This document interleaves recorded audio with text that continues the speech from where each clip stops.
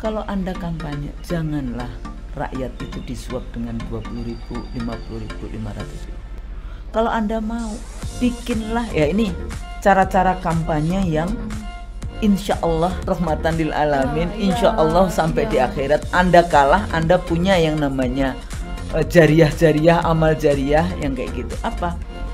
Anda bikinlah UMKM, kayak Grameen Bank-nya, siapa itu yang di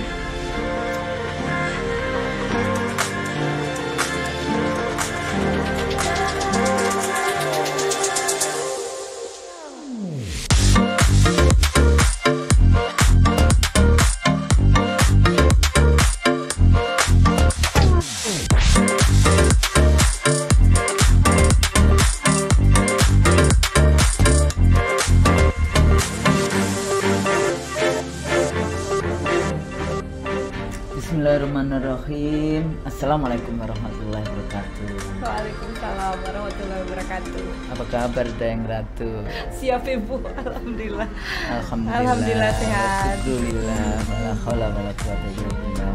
Assalamualaikum salam kita sampaikan kepada Nabi besar Adana. Katanya mau ngobrol-ngobrol lagi tentang pemilu. Apa ini yang sekarang jadi isu di luaran sana? Mempersiapkan pemilu 2024. Nah itu Bu.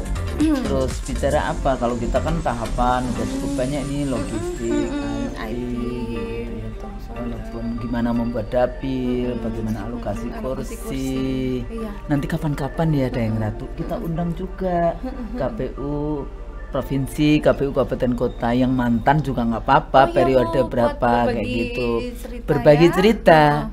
Dan itu banyak kan, ada 34, kalau zaman saya 32 provinsi ya, kemudian ada 500-an lebih, kalau zaman saya 440 kabupaten kota yang kayak gitu. Artinya sebetulnya menarik untuk pembelajaran bagi para pemirsa kita.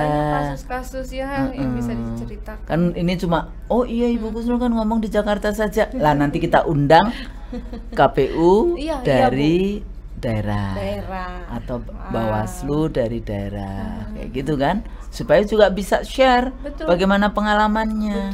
Betul Ibu. Oke, Dayang Ratu, kita bicara apa? Kampanye katanya. Iya ini Bu. Jadi kayaknya kampanye itu kan selalu jadi apa ya, jadi tahapan selain panjang, tapi memang serunya pemilu itu ada di tahapan kampanye selain pungut hitung di hari H kampanye. Nah bicara di hari H pemilihan, bicara kampanye nih Bu, walaupun sudah ada waktu yang disiapkan, tapi yang selalu menjadi soal, ada saja yang selalu melakukan misalnya kampanye di luar jadwal. Jadi sebelum, bahkan sekarang nih Bu, masa pandemi ya kan, banyak orang yang kemudian datang ke tempat apa pembagian sembako membawa bendera-bendera partai misalnya kayak gitu kan. Itu kan orang langsung berpikir ini udah kampanye nih ya kayak gitu kan. Nah, persoalan kampanye itu Bu. Jadi selain tadi misalnya kapan sih waktu idealnya itu berkampanye?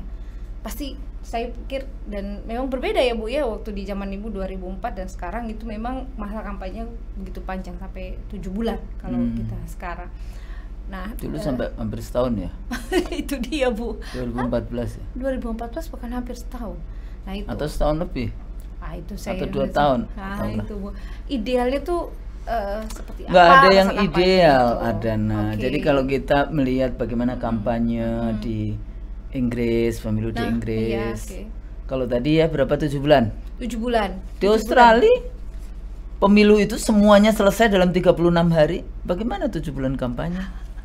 Ya itu dia Bu. Pemilu hanya 36 hari. 36 hari. Dari mulai pengumuman dibubarkannya pemerintahan sampai kemudian pemilu dan hasil 36 hari. Nah sekarang kan kita tinggal kesepakatannya bagaimana. Argumennya kenapa sih kalau 1 tahun, 2 tahun, 7 bulan, 4 bulan, apa argumennya? Nah itu. Selalu dikatakan argumennya, oh kami harus mensosialisasikan. Padahal kalau sosialisasi itu bisa kapan saja karena fungsi partai Itu kan memang pendidikan politik, Betul. Sudah ansih sosialisasi di dalamnya, politik, Bu, ya. ya kan, sosialisasi pendidikan relatif sama. Rekrutmen kayak gitu kan, rekrutmen politik itu kan fungsi dari partai. Ada lagi fungsi yang kadang-kadang tidak ini, partai politik itu sangat berperan di dalam menjembatani intermediary konflik atau kepentingan antara rakyat dengan pemerintah. Ya kan? Jadi bukan kemudian pemerintah dan partai-partai berkolusi untuk menghabisi rakyat, bukan yang kayak gitu. Jadi konflik-konflik yang ada di rakyat itu di channel, jadi disalurkan melalui partai politik, ya, baik itu yang berada di eksekutif, maka dia harus mengimplementasi kebijakannya. Yang ada di DPR, dia mengontrol, membuat aturan, legislasi, dan budgeting, kayak gitu kan fungsi dari partai. Nah, salah satu di pemilu tadi dikatakan oleh Ardana, kampanye. Iya, penting. Tapi kalau terlalu panjang, duitnya dari mana? Nah, itu kan Bu, jadi persoalannya. Kampanye kan pasti membutuhkan dana. Nah, kalau misalnya pendek, kayak dulu di 2004 kalau nggak salah cuma 3 minggu. Kalau cuma pendek, kan artinya Anda memang dibatasi. 3 minggu aja, supaya rakyat juga tidak terlalu banyak ya sebetulnya kalau 3 minggu itu artinya Anda dibatasi untuk memberikan janji palsu, yang itu semuanya nanti dihisap. Ardana, semua janji kita itu nanti dihisap. Mohon maaf ya kalau saya selama ini ada ngomong-ngomong yang berhubungan dengan janji dan belum ditepati. Itu kan betul Bu. Sementara kita tahu mereka kampanye itu isinya janji dan sangat sering tidak ditepati. Jadi semakin pendek kampanye menurut saya semakin menyelamatkan dari yaumul hisab nanti. Dan juga itu Bu, penggunaan moralnya kan. Terus yang kedua, semakin sedikit waktu kampanyenya, kampanye yang legal ya, kampanye yang legalnya itu kan berarti semakin sedikit dana yang kos politiknya semakin sedikit kayak gitu. Tapi bagaimana nanti rakyat kenal dan sebagainya. Lah itu tantangan Anda, gimana reach out ke pemilih. Dan saya selalu katakan kepada calon-calon legislatif terutama perempuan ya, kalau diundang untuk membuat strategi pemenangan pemilu gitu ya, pelatihan strategi pemenangan pemilu. Kalau Anda kampanye, janganlah rakyat itu disuap dengan 20.000, 50.000, 500.000. Kalau Anda mau, bikinlah ya ini cara-cara kampanye yang insya Allah rahmatan lil alamin, insya Allah sampai di akhirat Anda kalah, Anda punya yang namanya jariah-jariah, amal jariah yang kayak gitu. Apa? Anda bikinlah UMKM, kayak Grameen Banknya siapa itu yang di Bangladesh itu ya kan, kelompok kecil. Kemudian dibuat yang namanya project yang kayak gitu.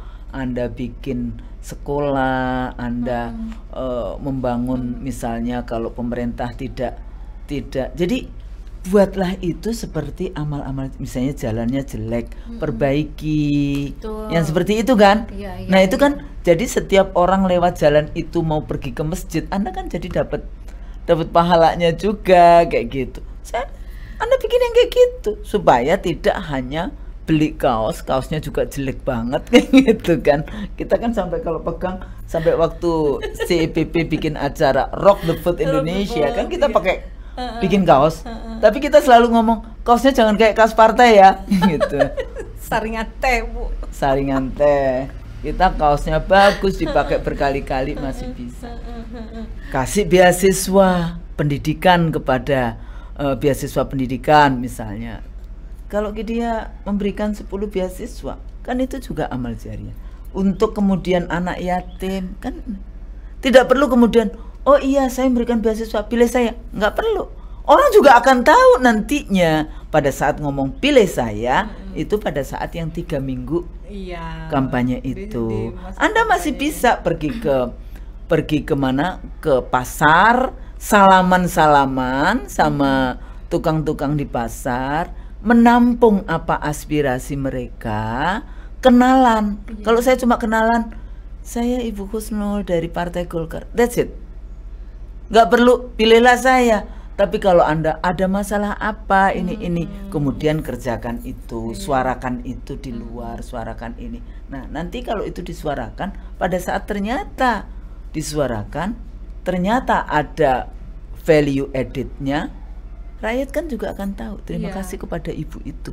Pada saat kampanye datang lagi, ibu masih kenal lah waktu itu kan ini. Gitu loh maksud saya, tidak kemudian ya kampanye terus kemudian semuanya pakai apa, baliho dari ujung ke ujung, bahan kampanye ya, atau kemudian menyuap. Ada yang cuma ngapain saya kampanye jauh-jauh, nanti aja serangan fajar. Ya itu dia Bu, kan kayak gitu. Ada yang nggak mau terjadi ini. di 3 hari yang dilarang sebelum masa kampanye. Di situ. Justru pada melaksanakan itu. Jadi gimana ya, partai politik lebih baik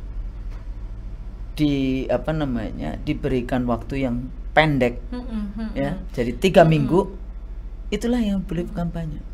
Tapi apakah? Karena ada pendidikan politik, sosialisasi supaya politik. Fungsi yang itu tuh berjalan di jauh-jauh hari. Nggak masalah pendidikan politik the whole days, the whole years, the whole week, the whole months, nggak masalah kan itu. Emang fungsinya partai politik, pendidikan politik, sosialisasi politik. Betul, walaupun itu targeted misalnya kepada anak muda, kepada perempuan, kepada lansia, kepada petani, kepada, kan bisa. Namanya reach out ke pemilih. Tapi bukan pilihlah saya. Bagaimana dengan KPU, dia tahu ini, ya tinggal diikutin saja. Jangan kemudian disemprit sebelum Anda tahu apa yang namanya substansi dari kampanye itu. Nah itu jadi bagi saya perpendek waktunya. Karena diperpendek itu mengurangi yang namanya dana-dana yang kos politik, dan kos politik kan banyak yang tidak halal. Bahasa saya kan seringkali uang setan dimakan hantu. Atau banyak kebaliknya, yang ambil kredit kemudian nggak kembali, ada yang kalau sampai nggak jualnya gitu ya Bu ya. Jangan sampai sudah habis duitnya, selesai pemilu nggak taunya kalah, terus nggak pakai baju, jalan-jalan di jalan raya kayak gitu kan. Gitu. Jadi itu kalau menurut saya ya perpendek kayak kita dulu.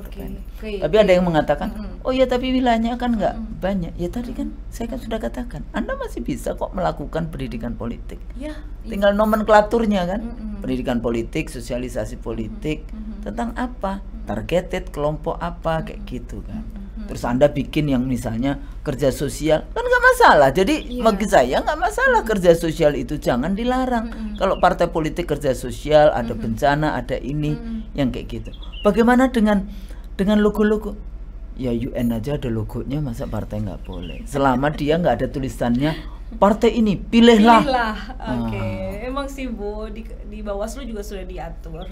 Jadi memang harus memenuhi kriteria. Ada nomor urut, ada ajakan dan sebagainya. Tapi nomor urut kalau kan baru selesai pemilu kan belum ada nomor urut yang baru kayak gitu. Nah itu dia. Jadi itu bagian memperkenalkan dari menurut saya nggak masalah. Belum kampanye itu menurut saya bedanya cuma pilihlah saya. Pilihlah saya.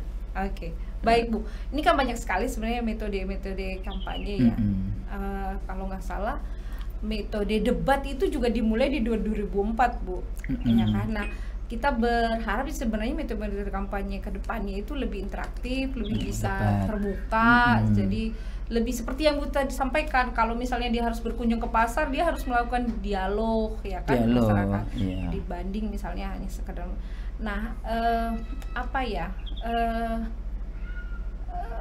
untuk memangkas gitu Bu, karena ini kan semua diakomodir ya dalam PKPU, kemudian kami Bawaslu misalnya juga melakukan pengawasan terhadap itu, karena tujuan untuk pendidikan politiknya tadi itu di masa kampanye.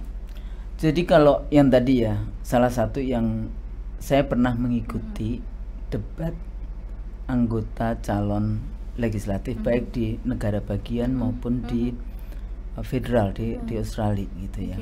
Jadi dari mulai dia bagaimana dia bisa akhirnya dipilih oleh partai jadi kandidat, ini dia mulai internal partai dulu sampai dia akhirnya jadi calon dan dia kampanye. Nah di debatnya itu mereka kan debatnya tempatnya di seperti di town hall kayak gitu ya, jadi local governmentnya di town hall, di yang kayak gitu. Tapi itu memang semua partai ada, jadi selalu model debat, model itu semua partai ada. Jadi di town hall, di ini masyarakat diajak untuk berpikir di situ. Disitulah letaknya. Makanya calon legislatif di Australia yang kebetulan waktu itu adalah adik saya, yang saya tinggal di ketua Departemen Ilmu Politik Sydney University, Michael Lee dan Barbara Lee. Barbara Lee ahli Aceh, yang nulis buku Tangan-Tangan Terampil Aceh, itu Barbara Lee. Michael Lee dulu pernah menjadi ketua apa yang lembaga ilmu-ilmu sosial kayak gitu loh. Dulu kan ada lembaga ilmu sosial yang juga di Aceh ya, tahun 70 berapa, yang setelah tsunami juga mau diangkat, tapi dia ahli Malaysia. Nah, jadi itu ketua Departemen Ilmu Politik waktu saya ke sana. 5 tahun saya tinggal bersama mereka. Anaknya Andrew Lee, ini PhD dari Profesor Andrew Lee dari Harvard University, tapi S1-nya Law and Government di Sydney University juga. Jadi waktu dia masih mahasiswa S1 kan di rumah tuh, saya melihat sendiri bagaimana latihan debat, latihan bertanya, latihan pidato di antara para aktivis partai buruh. Karena ganti-gantian mereka di rumah, di ini. Jadi saya melihat sendiri nih bagaimana mereka belajar berdebat dan kemudian bagaimana belajar pidato.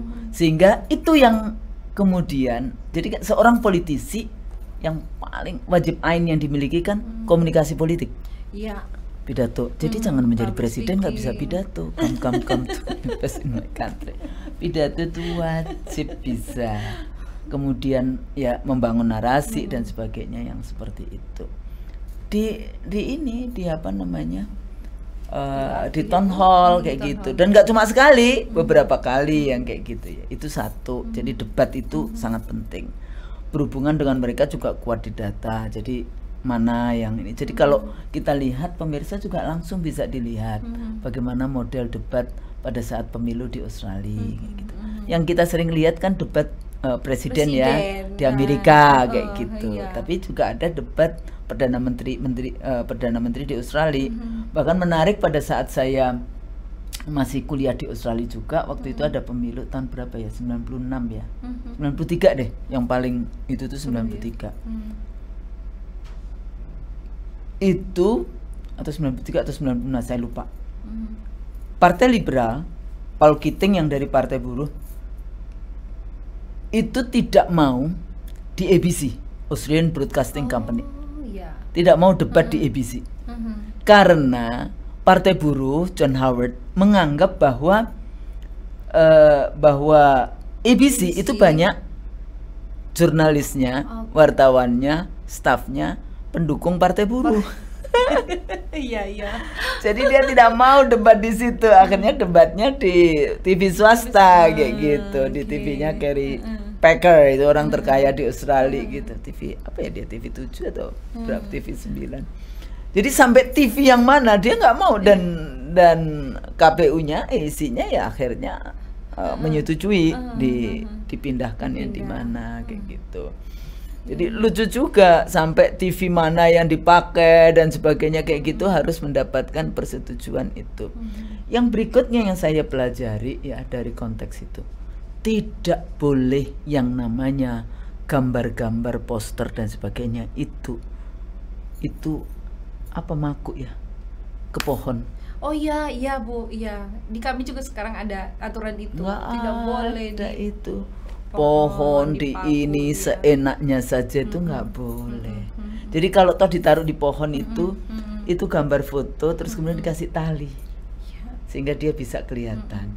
Atau model kalau di Inggris itu misalnya dia kasih aja fotonya, jadi di atas rumput fotonya yang berdiri, pakai gimana supaya dia tidak jatuh. Itu ada. Jadi tidak perlu yang namanya sampai kita sebesar itu, pasti pakai duit kan, layar-layar sebesar apa, bayar di TV. Akhirnya apa? Akhirnya kita modelnya sebetulnya model kayak di Amerika. Ya. Nah di situ saya sejak waktu itu kan saya sempat juga untuk jadi timnya pemerintah di dalam pembuatan undang-undang partai politik, pemilu dan susduk ya. Jadi anggota KPU itu ada 4 orang yang dulu timnya pemerintah. Saya, Prof. Nazar, Prof. Rusadi, Prof. Ramlan. Jadi ada 4 orang. Makanya kita itu udah paham dengan aturan hukumnya karena ya kita terlibat di dalam pembuatannya dari pemerintah. Nah, jadi dalam konteks itu saya sudah bicara limit spending, jangan limit contribution. Karena kalau limit contribution kan nggak ada batasnya. Betul. Di dunia ini kan materialism kan nggak pernah puas kan, nggak pernah cukup. Jadi harus dibatasi segitu. Tidak boleh untuk kampanye biasanya. Tapi Bu Kusnu, persoalannya daerah dapil kita lebih luas dibandingkan di Jawa. Itu biayanya, ya itu kan tinggal aturannya saja. Untuk daerah luar Jawa yang seperti ini standarnya berapa, untuk Jawa kota standarnya berapa, itu kan bisa diatur. Kenapa? Karena kalau tidak, lagi-lagi calon legislatif maupun calon presiden itu akan menggunakan uang-uang bandar kayak gitu ya, uang-uang yang belum tentu halal, akhirnya tidak barokah untuk rakyatnya pada saat sudah menang. Jadi ada limit spending termasuk untuk kampanye. Jadi ada limit waktu, ada limit spending kayak gitu ya. Itu dibatasi. Kemudian kalau mau cerdas ya model debat. Jadi ditaruh di ini gantian di town hall kayak gitu ya. Kalau di sini ya kita cek aja di mana kalau kita di sini town hall Bang. Kalau di daerah kan ada kayak apa ya, tempat-tempat alun-alun gitu. Terbuka itu kalau alun-alun ini ya. gedung kok biasanya. Iya, Jadi iya, kayak iya. town hall-nya itu ada gedungnya kayak apa sih kalau yang tempat-tempat yang kayak pertemuan Iya, desa kalau- apa? Kelurahan apalah kayak Iya, gitu ya. aula-aula ya. Kan aula ada kan yang di kantor. daerah di desa kayak gitu ya. Iya. Apa namanya? Iya. Pendopo kayak Oh, gitu kan. Jadi ada jadi pendopo pendopo. kabupaten, ada pendopo kelurahan. Kelurahan biasanya ada pendoponya, desa ada pendoponya. Kecamatan kayaknya nggak ada ya. Atau ada juga kecamatan pendopo. Iya. Artinya ada tempat Iya. yang di situ kita bisa mengundang rakyat plus kemudian calon-calon itu berdebat ya kayak gitu. Sebetulnya itu lebih sehat kan. Iya. Dan tidak perlu mahal-mahal kayak gitu kan akhirnya peserta itu tidak dipaksa untuk Iya, apa namanya? modal besar. Untuk modal besar, akhirnya modalnya kan dari mana? Siapa yang membiayai? Betul. Dan yang belum lagi kalau di TV itu Iya, Bu. cash and carry itu. Iya kan? Terus kemudian partainya itu pemilik TV itu. Tak terbatas dia bisa taruh Iya Bu. di situ. Itu jadi susah jadi ngaturnya untuk mengawasinya itu. Ya, luar biasa. mengawasinya kan susah. Jadi ada beberapa model yang itu baik dan itu tidak kemudian menyebabkan kita melakukan apa namanya? Ya, melakukan tindakan-tindakan yang keluar dari etik gitu ya. Jadi moral etik di dalam konteks kita melaksanakan pemilu itu tadi. Oke, Bu. Nah, untuk teknis kan memang diatur oleh KPU Bu ini untuk penyelenggaraan kampanye ya. Satu yang saya pengen tahu pendapat Ibu, kampanye lewat media sosial. Ini kalau kami di Bawaslu memang agak kerepotan nih kalau di media sosial, sementara diberi ruang untuk kampanye di kanal sosmed ya yang yaitu luar biasa ininya ya. Apa aja itu? Nah, Twitter, ya. kemudian Facebook, seperti itu. YouTube Kan, sekarang, YouTube iya, kita. ini. Ini sekaligus mungkin rekomendasinya buat ke depan kalau misalnya harus dibatasi, tadi kan kita membatasi. Kalau menurut Enaknya saya seperti kalau apa? itu levelnya kayak pendidikan politik, sebetulnya cuma satu itu. Di situ tidak boleh ada diakhiri dengan dadadadadat, pilihlah itu. Sebetulnya itu aja. Kalau menyampaikan pikiran-pikiran, menurut saya ya itu kan mencerdaskan. Betul. Jadi kenapa mesti dilarang kayak Iya, gitu kan? iya. Kalau menyampaikan pemikiran-pemikiran itu kan sebetulnya bagus. Ya. Jadi ini juga kita, yang paling susah nanti nggak boleh di rumah ibadah dan di kampus ya. Iya, Bu. Tapi kalau isunya Tempat pendidikan di dalam rangka kita mengundang, jadi dulu juga di Sydney Uni juga mengundang itu perdana menteri, undang ini ya, undang shadow minister kayak gitu, yang satu minister, yang satu shadow minister untuk pidato kayak gitu. Ya orang mesti ini eksplisit kampanye. Ya tungguin aja di situ. Kira-kira pilihlah di 2024 ini milih saya atau tidak. Kalau cuma memberikan pemikirannya, ngajar, lecturing, kenapa nggak boleh? Atau ada lagi waktu itu, ya mau kasih kuliah dilarang, ya karena di Universitas Muhammadiyah nih. Bawaslunya yang larang. Aku tuh langsung cek aja. Coba Bawaslunya itu dari bukan Muhammadiyah ya, 55-nya. Ternyata bener, jadi maunya wakil presiden yang satunya lagi juga harus pidato di kampus itu lah. Gimana ini kan orang Muhammadiyah, kemudian memberikan kuliah di Universitas Muhammadiyah, dilarang. Dia maunya yang orang NU juga harus. Saya jadi ngomong lagi ya, memberikan itu. Kasusnya kayak gitu. Iya. Jadi kita harus cerdas. Gini loh, di dalam konteks demokrasi itu harus banyak yang loose.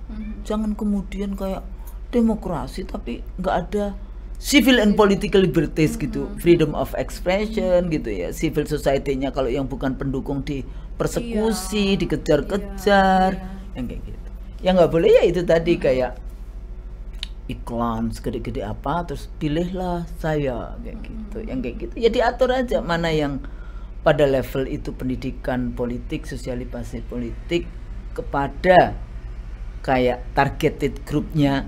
Kan ada pemuda, partai-partai kan punya pemudanya, punya perempuannya, punya jamaah tabliknya, bukan punya tablik lain lagi ya, beda ya, punya jamaah yang Islamnya, punya yang kayak gitu kan. Pada punya kan yang agama itu kan ada kelompok jamaahnya, pengikutnya yang kayak gitu-gitu. Lah itu kalau internal semua kan sudah cukup. Sama juga sebetulnya kampanye dalam konteks itu.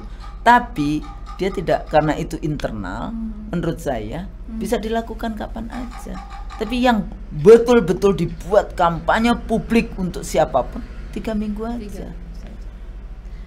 Oke Bu, ini satu lagi menurut saya menarik nih, dan saya kira tidak banyak diketahui publik ya Bu ya, mengenai laporan dana kampanye.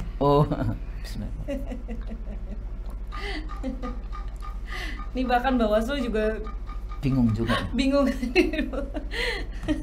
Dana kampanye. Jadi partai politik itu kan harus punya 2 account. Account untuk kebutuhan rutin dan account kampanye. Ya kan ada itu pertama kali. Zamannya saya dulu kebetulan saya juga berada di bidang itu waktu itu. Tapi karena ini sesuatu yang baru, saya dulu belajar loh dari Oxford University. Jadi tentang political party finance di Christie Corpus College, Oxford University di Inggris waktu itu ya. Jadi kayak course kayak gitu berapa lama di sana. Jadi tinggal di kampusnya sampai saya bilang, ini kampus yang tahun 1500 sekian. Jadi kita merasa seperti kayak para pendeta-pendeta yang di murid-murid yang kayak gitu ya. Nah, persoalannya dengan partai finance ini kan jadi isu utama. Dari mana sih partai dapat duit? Nah itu satu. Sumbernya apa? Kan rata-rata sumber iuran anggota. Jalan nggak di kita? Saya tidak yakin. Nggak ada yang namanya iuran anggota. Saya anggota partai ini, saya iuran 10.000 sebulan. Dari mana? Kalau orang baru ngumpulin KTA juga menjelang lebaran. Kalau Gustur dulu kalau menjelang pemilu. Gampang gitu ya. NU punya 30 juta dulu kan, 30 juta members. Jadi kalau 1.000 saja sudah berapa kayak gitu. Dulu aku jawabnya, jadi Gus, itu yang ngumpulin 1.000 sampai 30 juta orang itu siapa kayak gitu kan. Nah, jadi menarik kayak gitu untuk dilihat dari mana sumber keuangan partai. Partai harus punya kantor loh di 100% provinsi, Bu, 34. Punya kantor lagi di 75% kabupaten kota. Jadi 400 berapa jadinya yang harus dimiliki? 450 sekian ya. Kan 75% dari kok 400. Kabupaten kota iya 524, cek aja ya. 75% dari 524 itu berapa? Terus harus punya kecamatan berapa? Kecamatan 50% ya? 50%. Ya, 50%. Iya. Ya. Iya, 50%. 50%. Gitu ya. 50% jadi berapa? 5.000 berapa? Dikali tadi dengan 75%-nya dari kabupaten kota.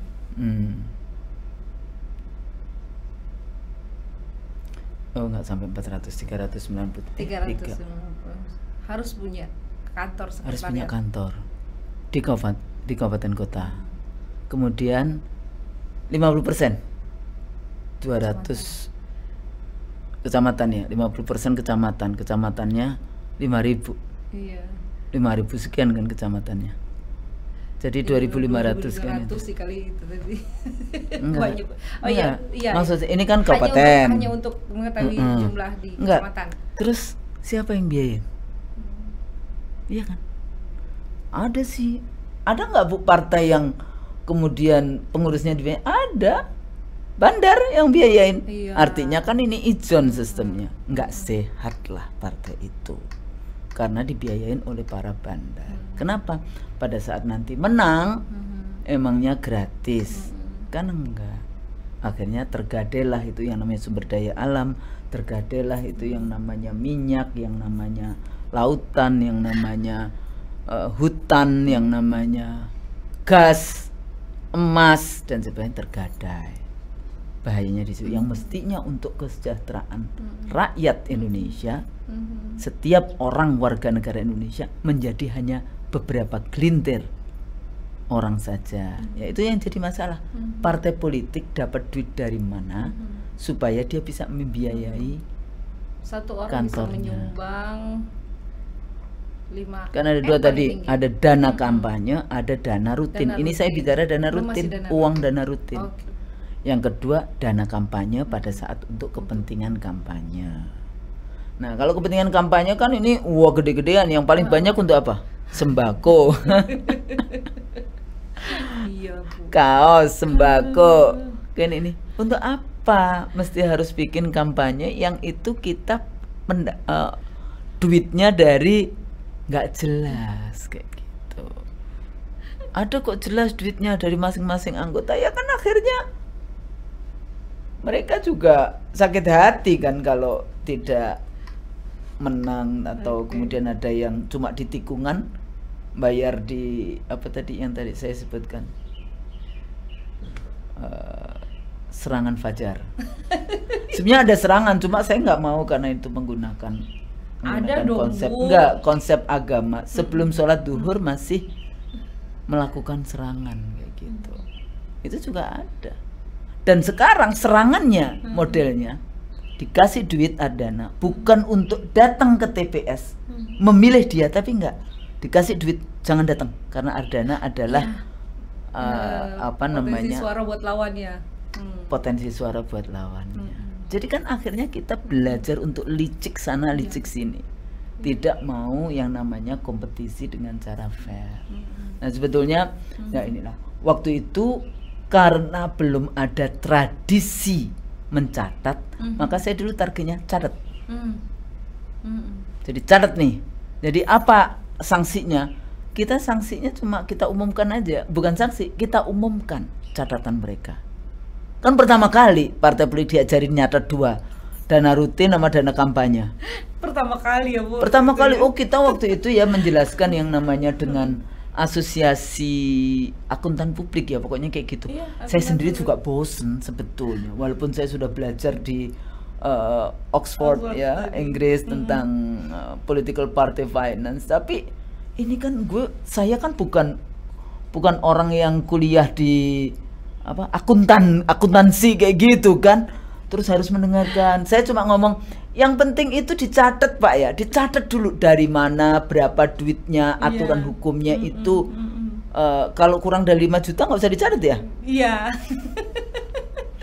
Akhirnya waktu kita tanya, oh nggak ada yang catat. Yang saya masih ingat itu laporan kampanye Pilpres. Pilpres gitu ya, yang menang ini 40 miliar dan 41 miliar. 41 miliar dan 40 miliar. Percaya nggak sih? Saya aja bisa menghitung itu untuk bayar TV saja. Iya, Bu. Nggak boleh itu, nggak bisa itu yang namanya bayar TV Bayar dengan TV. 40 miliar. Saya ketawa aja. Terus yang kemudian yang ada itu petani semua ini ya kita tes. Kita tes kan beberapa yang laporannya ini benar atau tidak. Kan nggak mungkin itu petani ngasih sekian juta atau cuma perusahaan dari salah satu pasangan calon itu. Perusahaan banyak semua. Jadi saya cuma ini apa yang kayak begini ini gitu. Dibikinnya kita nggak baca kali ya. Iya. Padahal kan kita punya, kalau toh saya tidak baca secara keseluruhan, kan kita punya akuntan publik. Nah, itu. Akuntan publik lah yang menceritakan kepada pleno KPU. Tapi saya sempat melihat kan nggak mungkin pemilu cuma habis untuk itu 40 miliar dan 41. Pilpres loh ini. Wow, nggak mungkin banget, Bu. Untuk kampanyenya itu, makanya saya bilang Kemarin yang artis juga belajar ngomong. untuk tidak menipu. Kayak gitu loh. Ya dicatat aja, yang satu memang dia kayaknya kalau nggak salah 100 miliaran lah. Kayak gitu. Tapi tetap aja nggak mungkin kayak gitu. Kan kita tahu habisnya berapa. Sanksi waktu itu nggak ada ya, Bu ya, terkait dengan pelaporan ini. Di undang-undang nggak ada, jadi kita cuma mencatat. Jadi dan yang kedua lagi kan pertama kali ada. Iya sih. Saya bilang ginilah, berapa kalau sewa helikopter? Anda kampanye naik apa? Helikopter kan? Berapa kali? Siapa yang bayar? Jadi kita tuh sampai bisa menghitung helikopter yang kau pakai itu untuk kampanye di situ itu berapa kali dan berapa bayarnya. Ada yang bisa memanfaatkan, saya bilang ada, kayak Pak Min gitu ya. Pak Min kan posisinya ya dia profesor political science, dia bisa menjadi pembicara yang itu bisa kampanye tapi bukan kampanye. Kan dia diundang sini untuk jadi pembicara. Sebentar, kita minum dulu ya. Sini, Bu.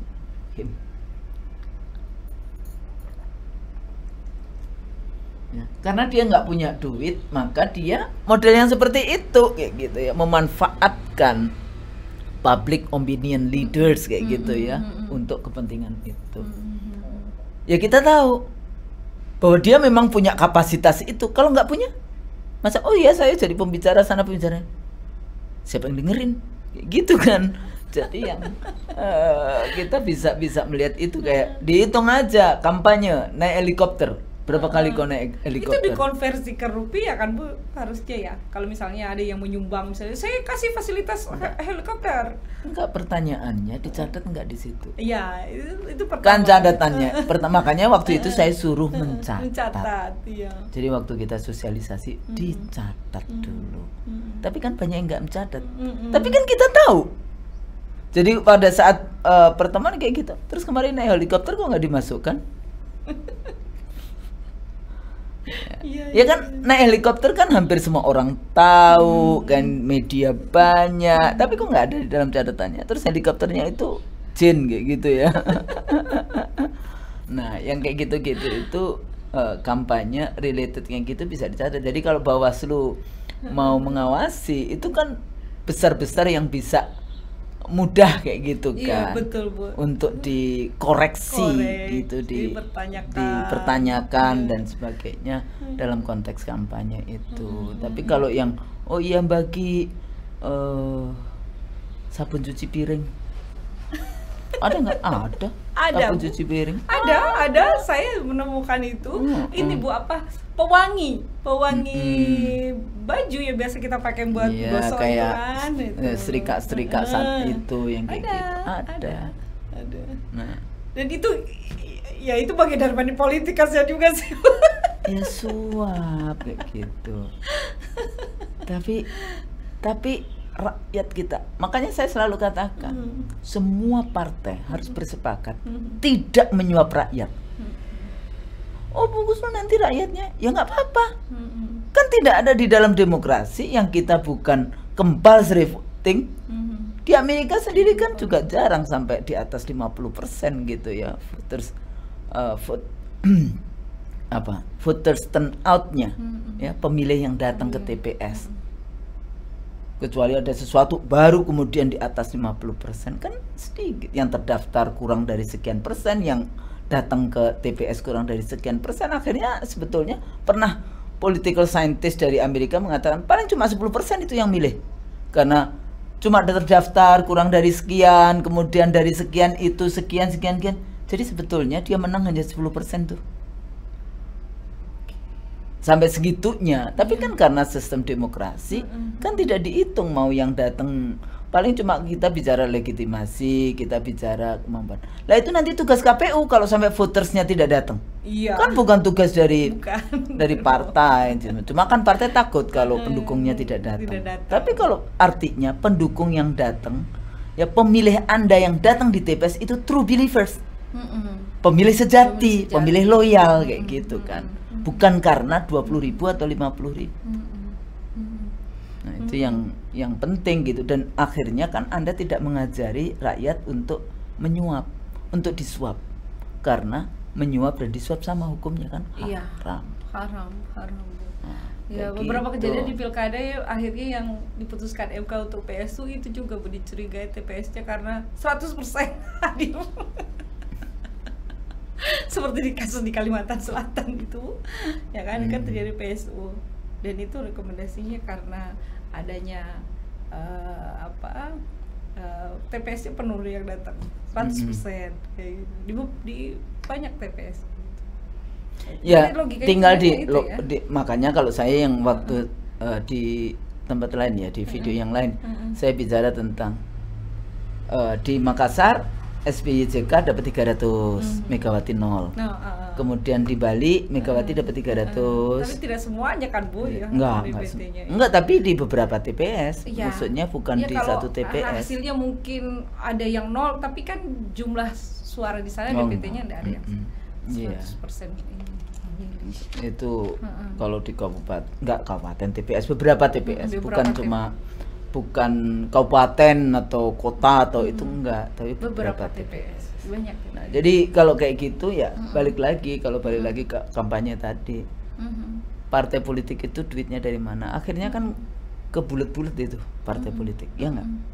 Karena cara pandangnya bahwa kita kampanye itu semuanya harus menyuap rakyat, pemilih, kayak gitu. Selalu mereka mengatakan saya memberikan 4 jam pelatihan strategi pemenangan pemilu, 4 jam untuk sesi saya. Laptop sudah saya tutup. Masih ada Bu, boleh nggak satu lagi pertanyaan? Oke.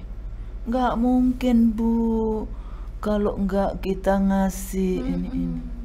Iya, Saya Bu. bilang langsung, partai Anda apa? Kalau partai agama saya bilang istighfar dulu. Bu, tapi miris Bu, aku potong dulu. Saya pernah itu pemilu 2019 kemarin. Itu dikontak sama caleg.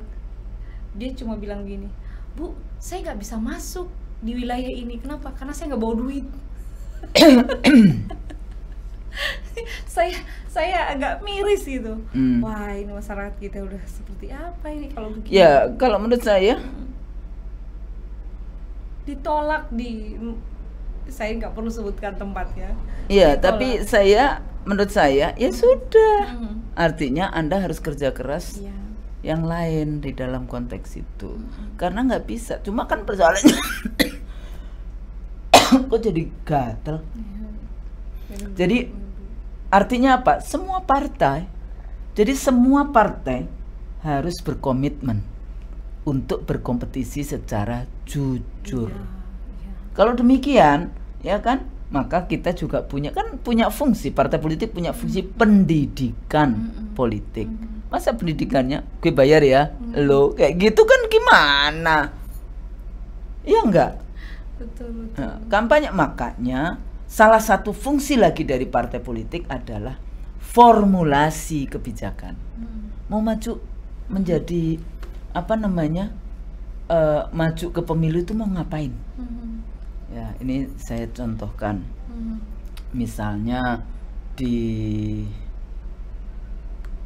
mana itu, di Australia Labour Party gitu ya. Partai buruh. Ya, jadi kalau partai buruh, ya coba ini ternyata sudah mulai di Australia. Partai buruh itu stand for apa kayak gitu ya. Jadi kalau dia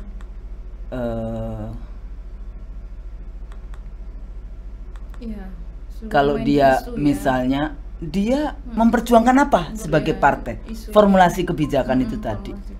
Ya, sebentar. Nah kalau di Indonesia kan tidak jelas Bu, semuanya. Ya ada partai pada saat dia di DPR dia nangis-nangis, ya anggota partai yang nangis-nangis karena apa namanya, PowerPoint cannot do this because dialog box is open. Sebentar ya. Nah. Jadi nangis-nangis nggak mau subsidi BBM diputus, tapi giliran dia jadi berkuasa tetap aja subsidi diputus berkali-kali lagi, nggak cuma sekali lagi kayak gitu kan. Jadi apa, nggak konsisten. Jadi Anda itu di partai memperjuangkan apa kayak gitu kan. Nah ini Labour Party di Australia, women's right, workers compensation, Medicare, racial discrimination Act gitu ya, Protected Antarctica, Equal Employment Opportunity gitu, Education for all gitu ya. Mabo itu untuk orang indigenous people-nya di sana. Jadi buruh itu, partai buruh itu, jadi dia apa itu diperjuangkan. Makanya kelompok bisnis jarang yang pro kepada partai buruh, walaupun ada tetap ya kan. Sekarang tidak hanya cuma buruh saja, tapi karena dia ada ACTU, ada Australian ACTU, isinya apa? Labor Union lah kayak gitu ya. Dalam konteks itu Australian Council Labor Union, jadi kayak asosiasi orang-orang buruhnya di Australia, serikat pekerja. Tapi itulah kelompok yang dulu bikin partai buruh. Jadi kalau bicara, makanya di awal pada saat partai liberal itu menang lama setelah Perang Dunia Kedua sampai tahun 71 baru partai buruh menang. Itu yang diperjuangkan Medicare. Itu kelompok perempuan-perempuan di sana, aktivis perempuannya, dan healthcare, yang kesehatan. Dan itu menjadi kayak apa ya, kayak ikonnya dari partai buruh sampai sekarang kayak gitu ya. Dia bicara makanya yang tadi saya katakan pada saat kampanye tentang Australia, Paul Keating mengatakan pada saat dia menang kayak gitu, dia mengatakan this is the sweetest victory, dan dia terima kasih pada perempuan karena Medicare itu semua media nggak ada yang namanya pro kepada Paul Keating dari partai buruh. Dia lebih pro kepada yang partai liberal gitu, liberal nasional, dan ternyata masih tetap menang karena kebijakannya tentang perempuan, kebijakan tentang Medicare dan healthcare. Dan itu sangat ini karena dia subsidi dari pemerintah dan sebagainya. Akhirnya di pidatonya, this is the most sweetest victory I ever had, kayak gitu kan, keren kayak gitu. Tapi itu dia terima kasihnya kepada perempuan pemilih kayak gitu. Jadi di situ Anda kampanye itu kampanye ngapain? Kampanyenya cuma bagi-bagi apa itu namanya, bagi-bagi apa tadi, sembako itu loh, oh iya, sabun cuci. Nah jadi pikirkan juga KPU di dalam konteks yang tadi itu contoh partai buruh. Perlu nggak sih itu Bu diatur dari PKPU? Ya persoalannya ini kan kayak fungsi partai secara teoritik ya. Ya karena kalau nggak diatur ya kayak gitu, partainya sebenarnya udah harus tidak. Ya mereka punya visi misi apa, tapi kan enggak, konsisten nggak? Iya. Tidak mendarah daging, tidak sampai kepada wujud perumusan.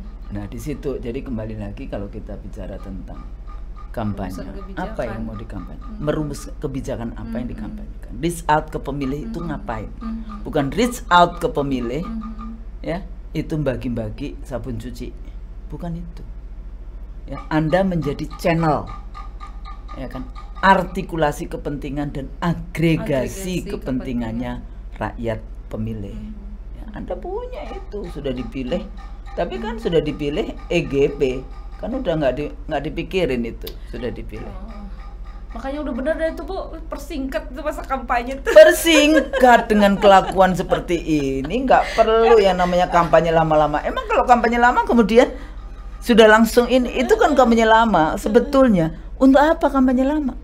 Kan untuk mapping mereka, mapping ini dari ini. Enggak, diperpendek aja kampanye supaya mereka tidak melakukan sesuatu, tidak sempat melakukan. Betul. Jadi selesai kayak gitu kampanyenya. Ya, misalnya kan minggu ini kampanye ini terus kemudian debat selesai. Kayak gitu. Setuju. Jadi dengan demikian mereka tidak punya waktu untuk kemudian meracuni rakyat ya dengan cara-cara yang tidak halal karena nggak barokah. Siap. Gitu. Siap Ibu. Saya kira cukup. Apalagi dananya kita juga kagak tahu dari mana. Ya, uang setan dimakan hantu atau sebaliknya kita nggak tahu. Siap. Ya tahu sih dananya dari para bandar dari ini atau dana dari kocek pribadi, tapi itu jadi tidak fair juga kan? Ya enggak? Sayang juga sih sebenarnya Mas ya. Dia bisa lebih banyak berbuat ya. Hal yang lain. Tadi saya bilang bikin pesantren, bikin sekolah, bikin taman kanak-kanak, bikin beresin urusan anak yatim, piatu dan sebagainya yang seperti itu yang insya Allah barokah dunia akhirat. Jadi kalau Anda kalah dalam pemilu nggak apa-apa, bismillah, insya Allah nanti diganti Allah yang lebih banyak yang di lucu akhirat. tuh begini Bu, ada caleg yang sudah terbiasa misalnya memberikan zakatnya, sumbangannya dan sebagainya, tapi dia karena ketemu di masa kampanye akhirnya dia harus mengurungkan niatnya untuk bersedekah karena takutnya dianggap money politik kan gitu kan. Iya. Itu jadi ironis juga sih. Jadi yang benar-benar melakukan sedekah malah dilarang. Apalagi di era yang pandemi yang seperti ini, itu juga difikirkan itu. Yang sudah biasa dia memberikan sedekah secara rutin, Jum'ah barokah, ngasih makan, kasih sembako, ya kan? Ketemu di masa kampanye belum kampanye atau pada saat kampanye dianggap penyuapan. Tapi itu catatan menurut saya ya. Catatan kan sekarang memang ada gerakan Jum'ah barokah, ada gerakan yang ngasih makan, ngasih sembako pada hari Jumat ya kan, seperti itu. Pikirkan yang kayak gitu mana yang sebetulnya itu dilakukan secara rutin. Nah tapi bagi partai juga, bagi caleg juga, kalau ada Jum'ah barokah dan sebagainya, ya tidak perlu yang namanya pakai partai. Anaknya aja yang disuruh ngasih, yang kayak gitu-gitu kan, atau saudaranya, atau tantenya, atau ibunya yang kayak gitu. Itu kan bisa disiasati juga, bukan dari dia. Walaupun duitnya mungkin dari dia ya dalam konteks itu. Tapi kalau kan memang ada yang setiap hari Jumat. Ada Bu. Kan banyak di masyarakat kita kan luar biasa dalam konteks solidaritas masyarakatnya kan luar biasa. Ya kan? Negara tidak hadir tetap aja komunitas bisa tidak merasa ya udah kita negara nggak hadir, kita hadir kok kayak gitu. Banyak Bu ya. Iya. Itu catatan-catatannya banyak juga ya, jadi banyak, gitu. Iya Bu, saya kira itu yang menurut saya bonggolnya ya. Bonggolnya di situ ya. Jadi ada waktu, ada batasan, ada lebih mencerdaskan kayak gitu, dan kemudian catatan-catatan yang penting, jangan anti intelektual kayak gitu. Bahkan kalau menurut saya ya sudah bukan debat, tapi bikin yang namanya acara-acara di kampus untuk pidato, untuk ya gantian kalau memang tidak mau membuat debat dan sebagainya. Jadi jangan kampus nggak boleh politik, giliran digunakan politiking ngamuk-ngamuk gimana. Sementara diajak pendidikan politik yang semua orang dikasih ruang dilarang.